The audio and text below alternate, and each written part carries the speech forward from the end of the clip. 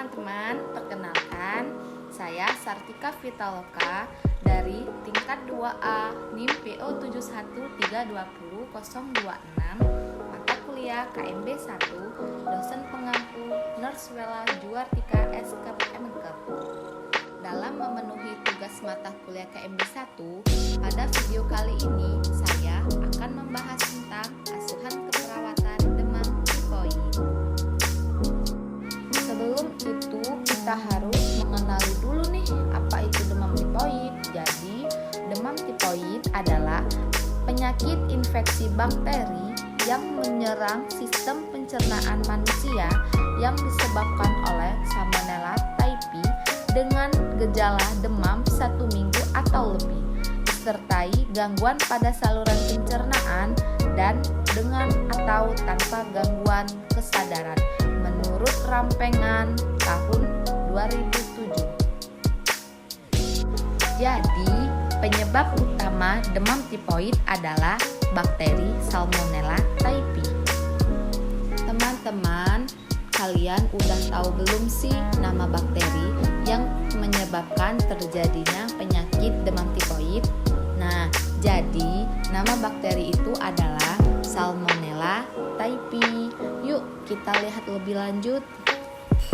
Salmonella typhi ini adalah parasit intraseluler fakultatif yang dapat hidup dalam makrofag dan menyebabkan gejala-gejala gastrointestinal hanya pada akhir perjalanan penyakit. Biasanya sesudah demam yang lama, bakteremia dan akhirnya lokalisasi infeksi dalam jaringan limfoid submukosa usus kecil. Kuman Salmonella menghasilkan endoktosin yang merupakan kompleks lipopolisakarida dan dianggap berperan penting pada patogenesis dalam demam tipoid. Endoktosin bersifat irogenik serta memperbesar reaksi peradangan di mana kuman Salmonella berkembang biak. Di samping itu, merupakan stimulator yang kuat untuk memproduksi sitokin oleh sel-sel makrofag dan sel leukosit. Sitokin ini merupakan mediator-mediator untuk timbulnya demam dan gejala lainnya yang muncul. Nah, ini adalah gejala klinis demam tipoid. Jadi, kita itu akan mengetahui nih gejala apa yang terjadi ketika kita mengalami demam tipoid. Gejala yang pertama yaitu demam, kemudian mengalami gangguan kesadaran, lalu mengalami gangguan pencernaan yang akan berakibatkan relaps atau berulangnya gejala penyakit demam tipoid. Pada minggu pertama, pada awalnya suhu meningkat secara bertahap menyerupai anak tangga selama 2-7 hari, lebih tinggi pada sore dan malam hari. Tetapi demam bisa pula mendadak tinggi. Pada minggu kedua, dalam minggu kedua ini penderita akan terus menetap dalam keadaan demam.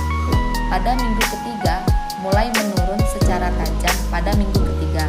Pada minggu keempat pencapaian normal kembali pada minggu keempat. Baiklah, di sini saya akan menampilkan video mengenal demam tipoid dan gejala klinis apa saja sih yang terjadi ketika kita mengalami demam tipoid dan bagaimana sih cara pencegahannya. Selamat menyaksikan. Kenal demam tipoid biasa disebut dengan tipes. Pernahkah Anda mendengar telat makan akan menyebabkan Anda sakit tipes? Jawabannya mitos. Mengapa?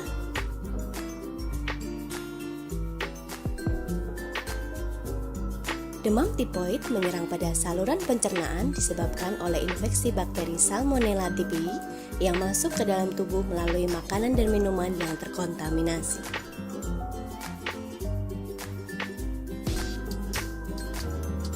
Jadi bukan karena telat makan ya.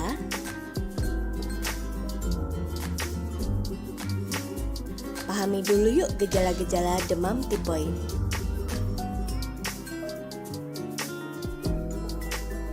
Gejala pertama, demam tinggi.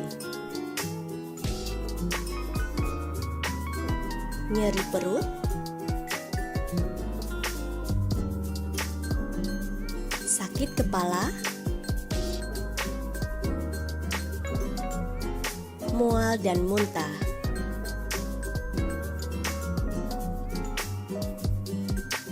Bagaimana pencegahannya?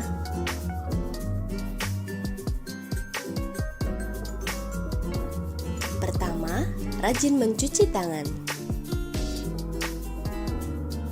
Minum air yang sudah matang. Cuci sayuran dengan bersih sebelum dimasak. Tutup makanan dengan tudung saji agar tidak dihinggapi lalat. Terakhir, penyediaan jamban yang sehat.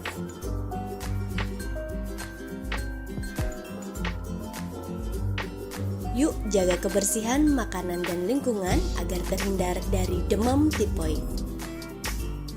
Baiklah, itu video yang saya tampilkan mengenal demam tipoid dan gejala klinis apa saja yang terjadi ketika kita mengalami demam tipoid dan bagaimana cara pencegahannya.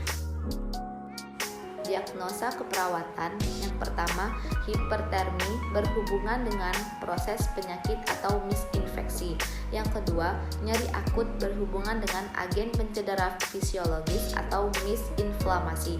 Dan yang terakhir yaitu gangguan pola tidur berhubungan dengan hambatan lingkungan. Hasil pemeriksaan penunjang, yang pertama pemeriksaan leukosit, yang kedua pemeriksaan SGO dan SGPT, yang ketiga biakan darah, dan yang terakhir uji Widal. Adapun komplikasi pada penyakit demam tipoid. Yang pertama, komplikasi intestinal meliputi peradangan usus, perforasi usus, ileus paralitik. Yang kedua, komplikasi ekstraintestinal meliputi komplikasi kardiovaskuler, komplikasi darah, komplikasi paru, komplikasi hepar dan kandung empedu, komplikasi ginjal, komplikasi pada tulang, dan yang terakhir komplikasi neuropsikiatrik. Dan adapun penata laksanaan keperawatan, yang pertama diet atau cukup kalori dan tinggi protein, dan yang kedua istirahat bertujuan untuk mencegah komplikasi dan mempercepat penyembuhan.